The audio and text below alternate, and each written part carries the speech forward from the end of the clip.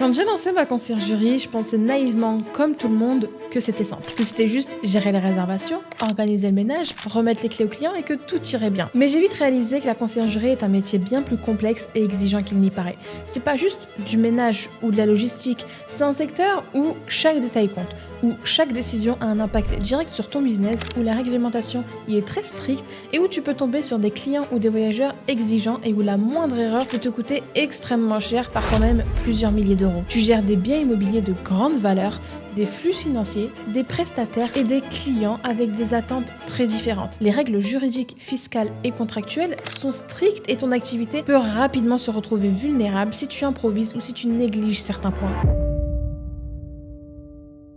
Avant de commencer, moi c'est Aïcha et sur cette chaîne on parle immobilier locatif et entrepreneuriat, alors bienvenue à toi. La première erreur et pas des moindres a été de rédiger mon contrat avec ChatGPT et ce que je trouvais sur internet. Alors cette erreur est l'une des pires et autant vous prévenir, vouloir économiser sur la rédaction d'un contrat en le rédigeant soi-même à l'aide de ChatGPT est une erreur qui peut coûter extrêmement cher. Au début j'ai voulu faire simple et surtout je voulais pas perdre 2000 € à faire appel à un avocat, même si je me suis vite rendu compte que ça les aurait amplement valu. Je me suis dit que je pouvais rédiger mon contrat moi-même et que ce serait moins cher, plus rapide et plus efficace. J'ai donc utilisé des modèles trouvés en ligne et je me suis aidé de ChatGPT pour structurer les clauses, reformuler certains passages et rendre le document plus professionnel. Sur le papier, le contrat semblait solide, il était bien présenté, bien structuré et j'en étais même fière. Mais en réalité, il comportait des failles juridiques importantes et je l'ai appris de la pire manière possible. J'ai vraiment pas eu de chance car mes premiers clients sur lesquels je suis tombée étaient un couple dont le mari était expert comptable et la femme avocate. Ils connaissaient les mécanismes contractuels,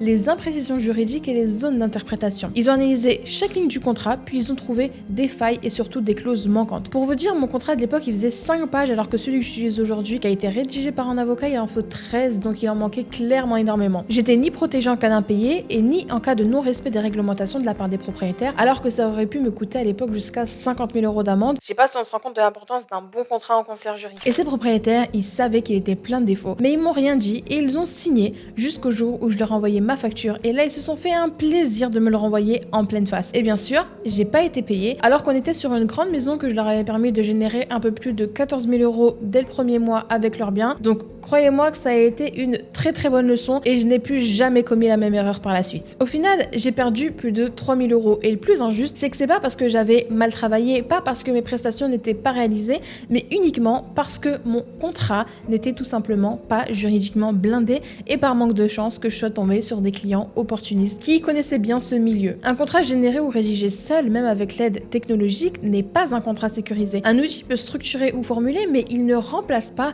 l'expertise d'un professionnel du droit qui adapte le document à ton activité, à ta juridiction et à tes risques spécifiques. En conciergerie, tu manipules des flux financiers, des commissions, tu as des responsabilités civiles, des obligations, des délais et des litiges potentiels, donc chaque mot compte, chaque ambiguïté peut devenir un angle d'attaque et potentiellement te faire perdre beaucoup d'argent. Et c'est pour ça qu'aujourd'hui, j'offre gratuitement mon contrat aux membres de mon programme d'accompagnement parce que ce serait vraiment inconcevable pour moi qu'ils reproduisent mes erreurs que j'ai fait quand j'étais à leur place. Parce que le vrai problème, c'est pas d'utiliser un outil ou de gagner du temps. Le vrai problème, c'est de croire que ça remplace une validation juridique adaptée à ton activité. Un contrat, c'est un peu un bouclier et un bouclier fragile, il finit toujours par se fissurer au mauvais moment. Donc aujourd'hui, je considère que la rédaction ou la validation par un avocat comme un investissement indispensable et c'est pas du tout une dépense. Les quelques centaines ou milliers d'euros économisés au départ peuvent se transformer en pertes colossales qui sont bien plus importantes qu'un investissement. Donc si tu te lances dans la conciergerie, retiens une chose, ne joue surtout pas au juriste avec ton business car c'est un milieu très réglementé où les erreurs et les sanctions coûtent très cher. La deuxième erreur a été de ne pas fixer de standard et d'accepter de négocier. Au début, comme beaucoup d'entrepreneurs, je pense, je voulais absolument décrocher mes premiers clients. J'étais motivée, enthousiaste, prête à travailler dur, mais aussi très naïve. Et c'est exactement ce mélange qui m'a fait commettre une deuxième grosse erreur. Je n'avais pas de standard clair et j'ai accepté de négocier ma commission bien en dessous de ce que je savais être raisonnable. Et bien sûr, mes premiers clients ont tous essayé de négocier et j'ai pas su dire non et respecter mon travail à sa juste valeur. J'ai accepté de prendre que 15% alors qu'à l'époque ma commission était de 20%. Pour moi, je devais accepter car c'était énorme de pouvoir signer mon premier client et j'ai donc baissé mes exigences sans réfléchir. Je me disais qu'il faut que je fasse mes preuves, qu'il faut que je commence quelque part et j'ai donc fini par accepter sans cadrer mes limites, sans définir clairement ce qui était inclus, sans poser de conditions solides. Et c'est là que le début des galères ont commencé. Dès le début, ils ont commencé à me mettre de la pression sur chacune de mes actions. Chaque check-in, chaque prestation, chaque décision était minutieusement observée. Ça me mettait une pression énorme sur moi et mon équipe de ménage et sur chacune de nos actions. C'était vraiment insupportable. Ils étaient intrusifs. Ils pensaient mieux connaître le métier que moi alors que j'avais quand même appris avec d'excellentes conciergeries. C'était quand même moi l'experte entre nous deux. Après, j'ai eu la chance de trouver mes 3 premiers clients la même semaine, mais j'ai aussi eu la malchance d'accepter de négocier avec eux 3 et donc de les laisser prendre les rênes de la collaboration alors qu'ils font appel à moi pour mon expertise et pour déléguer. Ils se retrouvent à donner leur avis sur chaque point. Tu sais, c'est exactement le genre de personnes insupportables qui pensent savoir tout mieux que tout le monde. C'est ce genre de propriétaire que tu risques de tomber si toi aussi tu acceptes de négocier ta commission.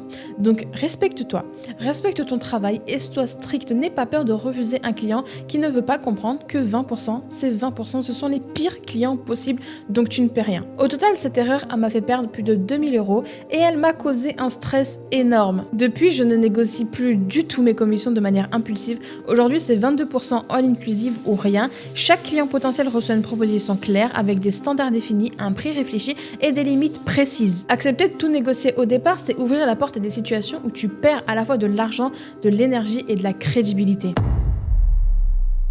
Ma troisième erreur a été de mettre du temps à déléguer et automatiser. Quand on débute, on croit souvent pouvoir tout gérer soi-même et personnellement, j'aime avoir du contrôle sur mon entreprise et je veux être sûre que tout soit parfait. J'avais peur qu'en déléguant, mes prestataires n'aient pas ce même souci du détail, que les logiciels seraient négligents. Sauf qu'en conciergerie, c'est une très grave erreur. Mes premiers biens à gérer étaient souvent situés en couronne, dans des zones parfois mal desservies par les transports. Donc pour rejoindre chaque logement, il fallait jongler entre le métro, le RER, le tramway, le bus et parfois de la marche. Donc chaque déplacement prenait du temps et demandait de l'organisation. Au début, il faut savoir que j'avais pas d'équipe de ménage ni de maintenance. Donc tout reposait sur moi, je devais nettoyer les logements moi-même, je devais moi-même répondre aux messages des voyageurs, gérer les check-in, gérer les check-out, je devais intervenir immédiatement en cas de problème ou de dégâts et je jonglais constamment entre plusieurs tâches sans jamais vraiment avoir de répit, ce qui faisait que sur la longue durée, je me sentais complètement exténuée. Un jour, des voyageurs avaient utilisé des ballons à l'intérieur d'un de mes logements et ils avaient cassé en 1000 morceaux une vitre de douche. La vitre, elle mesurait 1,80 m et elle pesait plus de 25 kg. Et comme j'avais pas encore d'équipe de maintenance, c'est nous qui avons dû commander la nouvelle vitre et la récupérer et ensuite la faire installer nous-mêmes. Entre-temps, il y avait quand même des ménages et le service client à réaliser, donc autant dire que l'expérience a été épuisante et stressante au point que je me suis dit que si je continue ainsi, je tiendrai jamais sur le long terme. C'est là que j'ai compris que ne pas déléguer ni automatiser, c'est se condamner à être constamment débordé, à perdre du temps et à risquer des erreurs. Une conciergerie ne peut pas se développer si toutes les tâches reposent sur une seule et même personne. Mais même après ça, j'ai commencé à déléguer, mais pas à automatiser.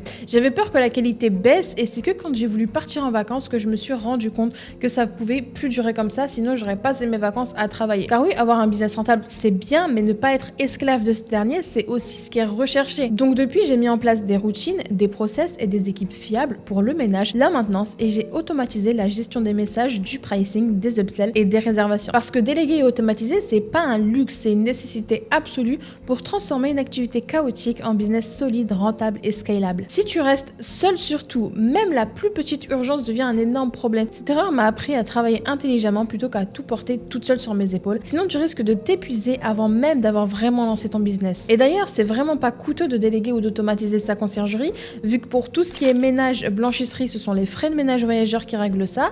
Pour tout ce qui est maintenance, ce sont les assurances comme Aircover pour Airbnb. Et ensuite, il va rester uniquement tout ce qui est logiciel à notre charge. Mais comme c'est des logiciels et pas des humains, c'est vraiment pas coûteux. Donc voilà, j'espère sincèrement que tu reproduiras pas les mêmes erreurs que moi. En tout cas, si tu ne veux pas perdre plusieurs milliers d'euros, du temps précieux et éviter un stress inutile, alors n'hésite pas à suivre ces petits conseils. Je te remercie d'avoir visionné cet épisode jusqu'à la fin. Si t'as aimé cet épisode, like, partage et abonne-toi pour ne rien manquer. Et n'hésite pas également à me laisser un commentaire avec tes questions ou ce que t'aimerais voir dans la suite. Et moi, je te dis à la semaine prochaine pour le prochain épisode.